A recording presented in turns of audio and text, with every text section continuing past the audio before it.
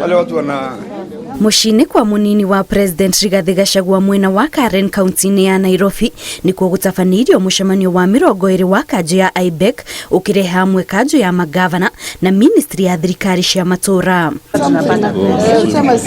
Munini wa President Rigathi Gachagua gĩtongoria mũcemanio ũyũ augĩte mathire marĩa thirikari cia kaunti irĩ namo ma ene kandarathi na heani motungata nĩ magũkorwo makĩrĩhwo ica-inĩ ikuhĩ ĩndĩ mbere ya mbeca icio irekereirio thirikari cia kaunti no mwaka ithũrĩme na kinyi ene mathire macio nĩguo gwĩthema na mĩkora. We have agreed that governors will have 2 weeks to interrogate all pending bills and ascertain the ones that are payable and the ones that are not payable.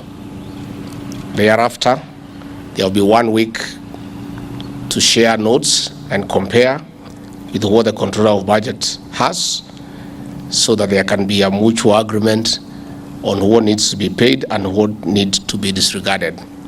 Many governors have found huge bills that cannot be explained and that have no supporting documents. Gachagua augĩte gũkinyĩria rĩu thirĩ ũrĩa thirikari nene ĩrĩ naguo wa thirikari cia kaunti ũkinyĩte ciringi birioni 95 cia mĩeri 3 mĩhĩtũku na koguo thirikari ĩrĩa rutanĩria kũrĩha thirĩ ũyũ ĩndĩ kuona thirikari ndĩrĩ na mbeca ndĩngĩranĩra gũkorwo ĩrĩhĩte thirĩ ũyũ wothe mbere ya mwaka ũyũ wa kĩgĩna ũthirĩte. So we have agreed that the National Treasury will disburse by the end of this week monies owed to the counties for the month of April.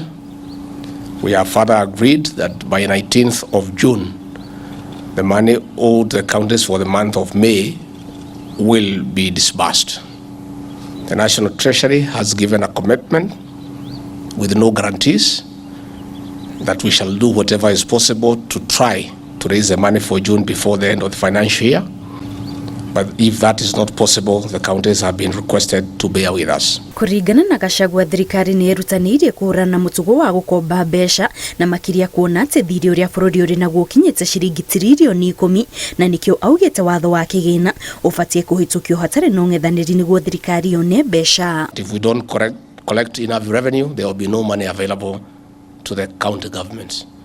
So we have requested them, even as others criticize as measures that have been taken in the finance bill, the governors should be cautious of joining the choir, because if we don't collect enough revenue, they are the ones who will be having a problem because there will be no money for disbursement.